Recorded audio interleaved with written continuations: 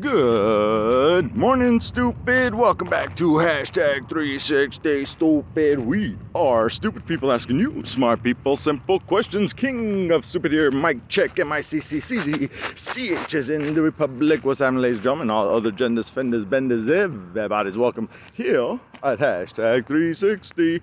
Stupid, stupid. That's us, folks. Yeah, yeah. What up, yo? Good morning, good evening, or wherever you are, whatever you're doing. What up, what up, what up? So, I gotta start out with this. 13,000, yo. You wonderful listeners out there downloading, listening in. We broke the 13,000 downloads. What? That's wild. Thank you so much, everyone, for listening in. Oh, and sharing and all the other beautiful things y'all wonderful people do. And because of you, I get paid. That's right. I am officially a professional podcaster. I think it's what it's called. A producer. Podcast productions. Anywho, tickle your dodo. Yo, Bitcoin has been popping like crazy. I don't know if y'all remember a little while back, I gone told y'all about a vehicle that uses the negative as its switch. So, after lots of research, Dawn found out that was the problem, the ground. Imagine that. So, we, from my understanding, put a fuse on the hotline. So if there's any problem, it would come from the positive line, because the positive one is the one that's producing electricity and is what we usually consider can possibly cause problems. So this particular vehicle, and not just this vehicle, but this style or technique, the motor, all the wiring, all this stuff has been used for multiple different models and makes. But so when you turn on anything, you're literally connecting the ground wire that's completing the circuit that makes the whatever functionality function. Yes, it's got its own fuses and all that stuff, but again, the fuses are on the hot line. That's always on. So, to turn something off, you have to complete the circuit by hitting the negative. So, if there's a spark or a loose connection or something that isn't quite right, it doesn't seem like it blows the fuse, because the fuse is on the hot line and the connection's being made on the ground line. So it sparks and it causes further problems. Now they've actually done the research to determine that the problem has been at the resistor by the air conditioning blower, or it's just a blower, air conditioning blower when the air conditioner is on, whatever. Details. So their solution has been to get a new transistor with a new design. Oh, what was the problem? So the transistor and the connection would come loose from the vibration, because the connection to the resistance had only one rubber sealant that sealed it good enough, but didn't keep it from vibrating enough. So the new design is with 3 sealants, rubber sealants, that would hold it in place and keep it from vibrating. Okay, makes sense. We did that, and certainly there was a connection fused, burned out at the resistant and at the connection, so we had to change the wiring, the connection, and the resistor. That did not work. So what I got done is I ordered and replaced the entire wiring harness for that section, and also got a new resistor and a blower. So during the research, came across a YouTube channel. This guy was good. This guy, oh man, he had the schematics of the entire wiring system and explained one by one what you can check to see where your problem might be. Yeah, I mean, it was very well detailed, very well explained. Great job. So I gone done that. Now when I did that, it looked like the motor was okay. And the way you find that out is if it's got, I didn't really learn how to bypass it. There was electricity, the correct voltage going to the motor, so that wasn't the problem. The motor turned. I think, yeah, the motor would kick on and off sometimes, so the motor wasn't the problem.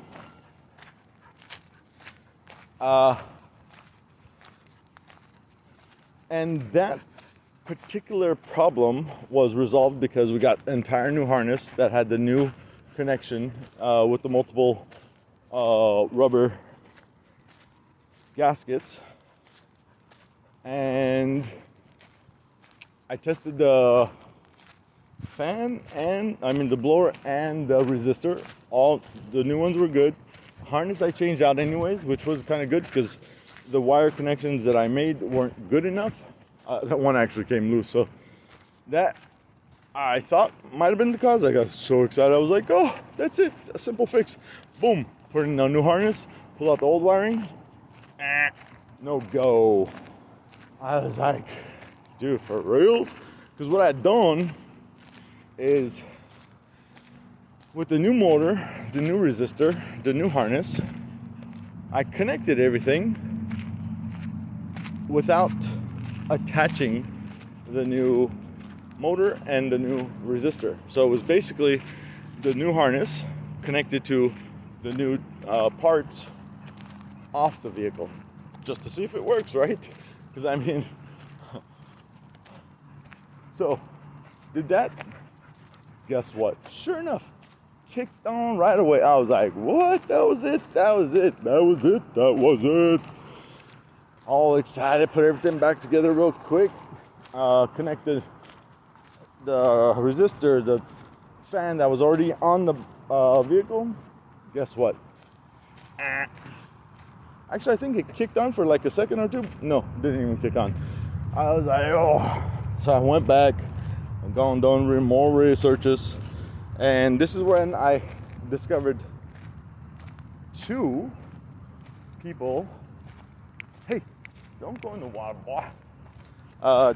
Two fellas who explained it very well.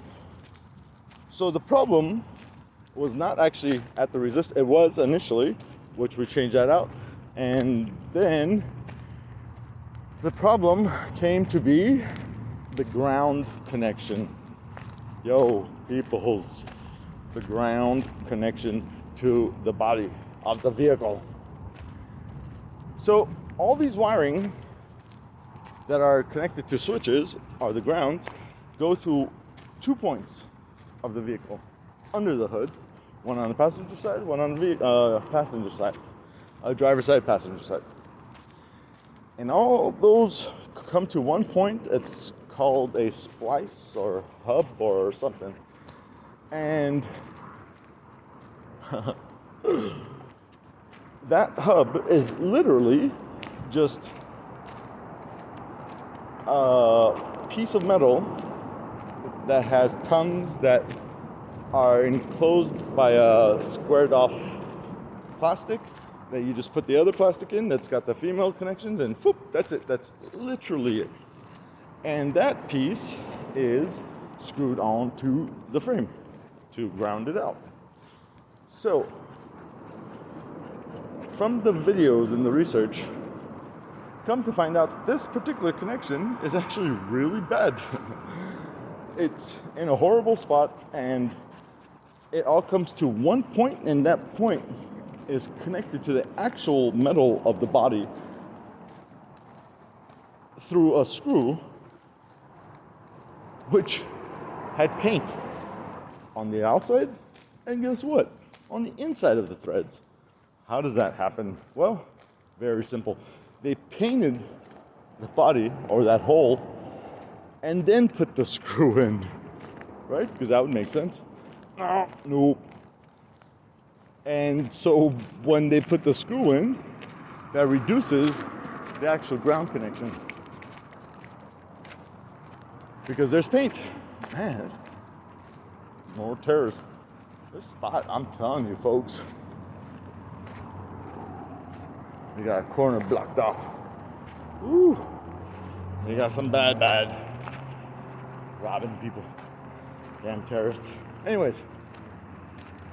So, I'm like, I don't want to modify this vehicle or any of the connections because, you know, you change one thing and the other thing pops up, blah, blah, blah. And I'm like, okay. My idea was basically to bring in new wire, connect it to this hub, and then also bring into the another portion of the body and also to the negative battery terminal. And I thought that would work. Before I did that, I did more research, and sure enough, somebody else had done that, did the video, and said it worked for him. All right, let's give it a go, right? But before I do that, I gotta still open up this hub. It's kind of small and kind of in a very uncomfortable place, special dude, big hands, and short wires. So, difficult to get to? Nah, too bad. Tools, simple. I had to remove one other thing, the airflow cover, to get to the one on the passenger side. Ugh, gotta rock on my shoe. So, I opened up the side that the air conditioner blower is connected to. And guess what, folks? Sure enough, it had a burnout. I'm talking about a tiny little spot of the connection. Yeah. Oh. So, I mean, I had to pull everything out, clean those spots, and put them back together and hope that it worked, or modify it, put in new wiring, and skip the whole hub. Now I'm thinking, maybe the other hub has similar problems. Open that up. That one looked okay, but the whole same thing with the connection though. It was still paint on the inside of the threads. It was just like, dude, are you serious? So I doubled that up, made a hard connection to the negative terminal, and also to the body. So, moment of truth, right? Look, folks, this is the reality of things. A fix is a fix until it ain't fixed no more. What do I mean by that? Okay, so I modified by adding, I did leave out the hub on the passenger side. It only had two connections, two connections. And one of those two is for the blower. That was the one that had the problem. Left the hub out because I'm thinking, look, put the hub back in, it sparks again. We don't know until we open all that back up. We'll just put it to an outside line, keep it open so we can see exactly what it is, because it's ground, right? It's just going to be grounded out anyways. It literally goes to the body. So I put the lines in and all this stuff. Actually, had help. And sure enough, it got up and going. Oh, man, that vehicle's air condition is pretty damn good, I gotta say. But I said, you know what? Let me drive it for a couple days. Maybe it's a fluke. Maybe it's something that just kind of was a temporary fix. Let's see what happens. 2-3 days, not a problem. Then I returned that vehicle, get my truck back, and I think it was the next day. Boom. Sure enough, same problem. I'm like, what? Okay. The modifications, the add-ons were more of a quick fix than a like for sure fix. It worked, so we just kind of like rolled with it. But it wasn't like hardcore tied down, soldered or anything. One of the videos, the guy was saying, this works, this will work, this solves the problem, but he goes, the ultimate solution is, the scooter guys are fellows or people coming by again. Let's see if we could hear them on the L recording. I hope they're not on this side. No, looks like they're on that side. Or maybe on this side. Look twice. Nope, they're on that side. Okay. Wow, that looks so weird. The way the curve of the canal makes it look like. Oh no, these are the super tiny scooters. That's funny. Boing.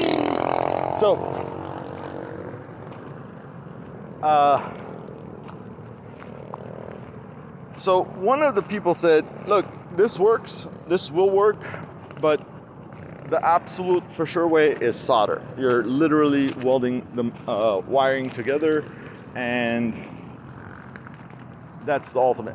Now, I have toyed with soldering, I have soldered, I have soldering supplies, but I don't really get it, and I have never really been good at it, and I have never really tried, right? I just kind of done it. So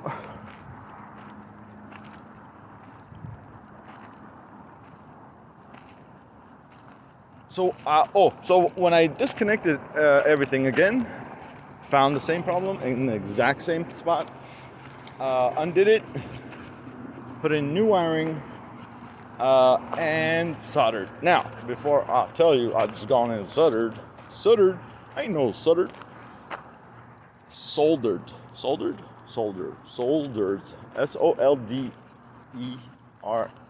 I think soldering. Anywho, hey folks, by the way, thanks so much. 13,000 downloads. I am king of stupid mic check. MICCCCECH. This is hashtag 360 stupid. And I'm just jabbering because I'm just like, whoo, folks, it is warm. And I mean, it is warm. And just out walking the boys, talking about my vehicle repair. So I learned how to solder. I learned which soldering irons are more helpful. I still haven't learned about the soldered, which is I think the metal. Flux. Flux. Oh, makes it so much easier. So, ordered a tiny little thing. Basically, you want temperature control. That was the biggest thing. Because I had never bought. I've seen them, like the fancy solder irons and all this other stuff that comes with it. And some of them are like a box that has all these controls. I didn't go that route. I just went like I did get one with the temperature control, but the temperature control is all in the ironing pen, whatever. The thing that heats up and you melt the solder with. Now, check this out. How cool is that, by the way, huh? I think it was like under 15 bucks. And it was like with a little solder and a few little things, but for what I've always gotten, which is just that one plug-in, and you just get what you get. This is so much better. I will be getting the nicer one. I think about $100 is a good price for one that's gonna last like pretty much lifetime. Okay, anyways, solder. Yeah, so I learned how to solder. I got the equipment, soldered everything together, and I mean I soldered, yo. The battery head connection, you name it, I soldered it. But again, we still don't know if it's fixed, because when you start driving, the vibration, blah, blah, blah, if the soldering's good, if I didn't solder, or if I used the wrong solder, yada, yada, yada. But it worked. The ground, folks. The ground. That's the negative terminalis. The ground. That caused all this havoc. And that vehicle actually has a lot of functions that don't work because of the ground. Yeah. There's one other thing that I haven't researched yet, is when you turn off the vehicle, take the key out of the ignition, I think it's called auxiliary power, stays on until you open the passenger door and close it. And when you do that, that's when it does a full shutdown. Ain't that funny? Yeah, so the ground, fixing the ground problem also produced cruise control. Well, the cruise control has been there, but it hadn't been functioning because it also uses the ground as the switch. And if you don't have a good ground connection, you don't have that functionality. Ain't that something, folks? The ground. It's the ground. So, haven't tested the cruise. Haven't actually taken it out yet. Just got it going and started working on my big trailer. Yeah, I got like 3 trailers. Shoot, 4? No, I had 4. Just sold the RV. Second RV sold, yo. I still have mine. Oh, my way. Popped a hole in the tub, so that's gonna be modified here pretty soon. Oh, I'm excited about that. I'm gonna make it bigger. Ooh, yo, folks, you don't even know.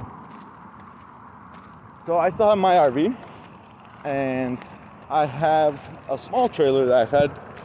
Ooh, man, I guess like I want to say 5 years now. Damn. And that one was an open one. It's like those super cheap ones from Harbor and Freight. I took it apart. Come to find out, there was a massive crack in the main frame of that trailer. Yo, how that thing stayed together. Ooh. And it was like that exact spot where all the pressure from the load and all the pressure from the connection hitch sit right on that pivot point. Tore the metal, folks. I mean, oh man, it was ready to go. So I triple supported that puppy. Got to learn some welding to do that. I like welding. So I welded up that frame. It had extra support, made it a little bit longer, and enclosed it. It's mostly done. The back is still open, and I gotta close up the front. But ooh, man, I've gotta tell you, folks, mighty impressed myself. It looks fantastic. Way overweight, I think. No, it's overweight if I put a lot of my tools and stuff on it, which was the plan. And so that plan had to change. So midway on that build, and it's mostly done, just needs back door and wiring, which is cake, super cake. The wiring, not the back door, which I haven't really done, and I'm gonna do this idea of having back doors open to the sides and also the ramp, so that way the ramp can stay down, I could go up and down and still have the doors to lock the tools. So I ended up getting a bigger trailer. Really awesome deal. Oh man, really cool guy. Fantastic trailer. Same thing, it was an open, but it had brake assist, so it's got 2 axles, brake assist, and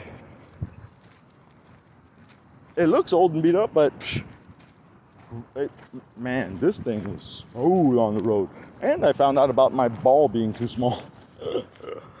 Yeah, I show up, I'm like, hey, I'm here for the trailer. He goes, oh yeah, sure, back up, and blah, blah, blah. Backing it up, and he kind of pauses and he looks, and this is what I'm about, like putting the hitch arm in, hitch ball, whatever. He goes, hey, your ball's too small. I go, what? I lifted one of my legs, looked down in my crotch. I go, my what? He goes, yeah, your hitch ball is too small. He goes, it's a 2 1/4 or 2 1/2 or something. I go, what? I go, and he pulls one out. He goes, you can use this, just bring it back if you get a chance. And I'm like, I'm looking at it, and it looks nearly identical. But sure enough, mine was a 2-incher, and what's required for that trailer is a 2.5 inches. So I went and got myself a triple baller with a hooker. That's right, a hitch that has 3 different size toe balls, I think they're called, and 1 hook. Ain't that something, folks?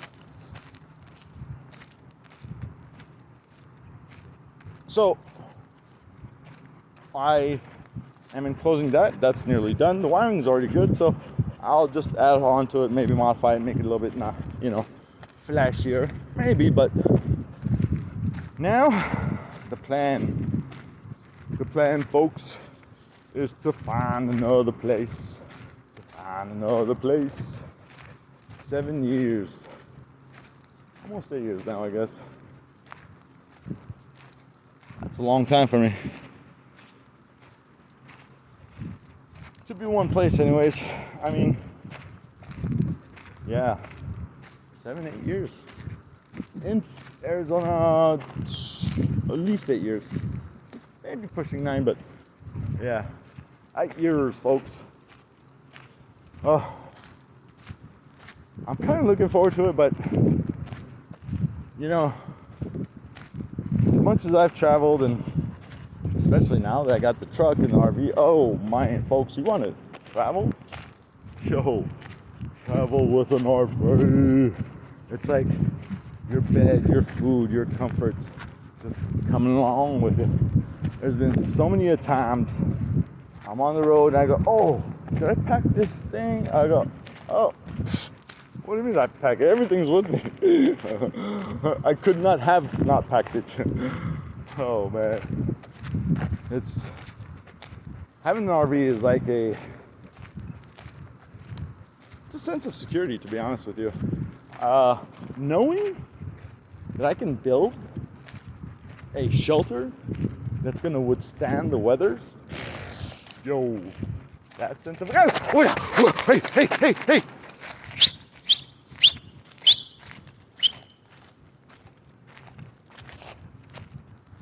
There goes the boys. Coyote just out, strolling about. It's 3 a.m. All right, folks. My boys. There he goes, the coyote. Oh, I'm parked on this side. Damn it. All right, good. All right, folks. Hi, I'm Mike Chick, King of Stupid here at #360Stupid. Signing off. Thank you for the privilege of your time. Good night, stupid.